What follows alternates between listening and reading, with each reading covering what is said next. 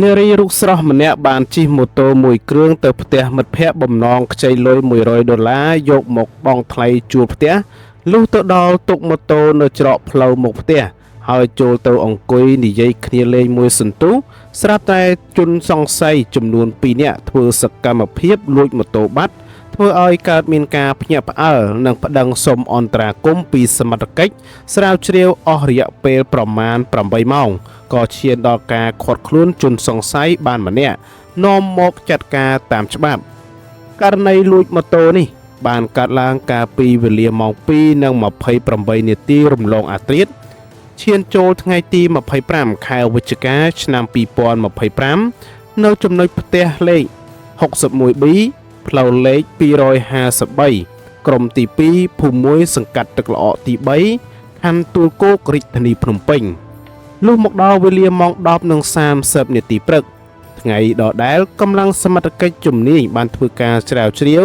ដល់ការឃាត់ខ្លួនជនសង្ស័យម្នាក់នៅចំណុចផ្លូវរថភ្លើងភូមិ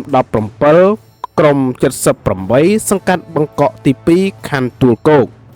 ជនសង្ស័យដែលត្រូវសមត្ថកិច្ចចាប់ឃាត់ខ្លួនមានឈ្មោះកបសុភាហៅពៅ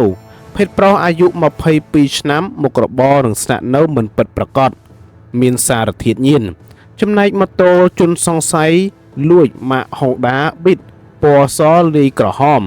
អ្នកស្លាកលេខភ្នំពេញ 1HS 4193ដែលមានតួលេខ9015 60005និងម៉ាស៊ីន9015 770ជារបស់ជនរងគ្រោះឈ្មោះហ៊ីមសៃណុចភេទស្រីអាយុ23ឆ្នាំ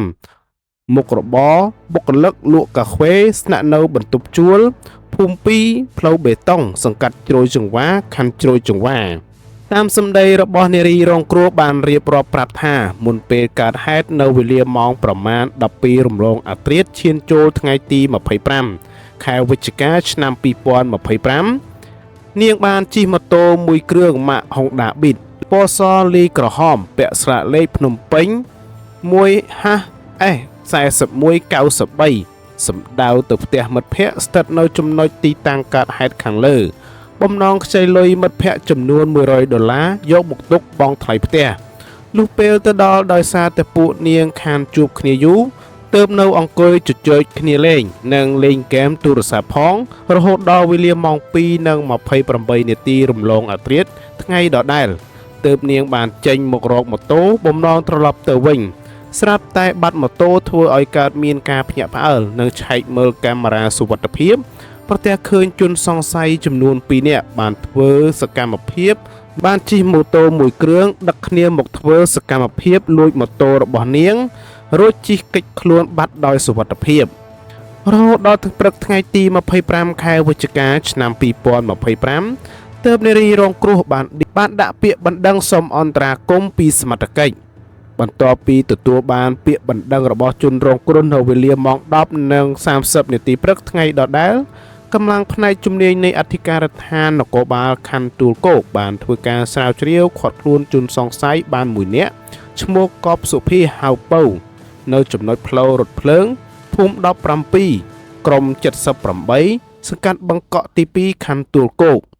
ព្រមទាំងដកហូតបានម៉ូតូចំនួន2គ្រឿង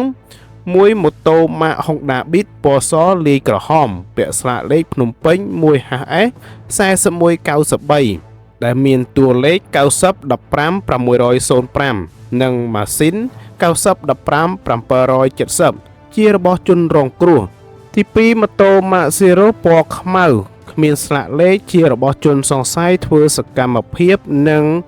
ក្រាមស្លថ្លាសង្ស័យគ្រឿងញៀនមួយកញ្ចប់តូចជនសង្ស័យខាងលើត្រូវបានឃាត់ខ្លួនជាបណ្ដោះអាសន្ននៅអធិការដ្ឋាននគរបាលខណ្ឌទួលគោកដើម្បីសាកសួរតាមនីតិវិធី